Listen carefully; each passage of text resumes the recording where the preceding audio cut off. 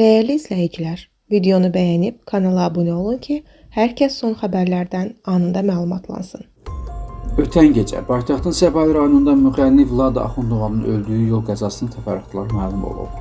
Xəbər verilir ki, məlumata görə hadisə vaxtı Axundova piyada deyil, yol kənarında dayanmış avtomobilin içərisində imiş.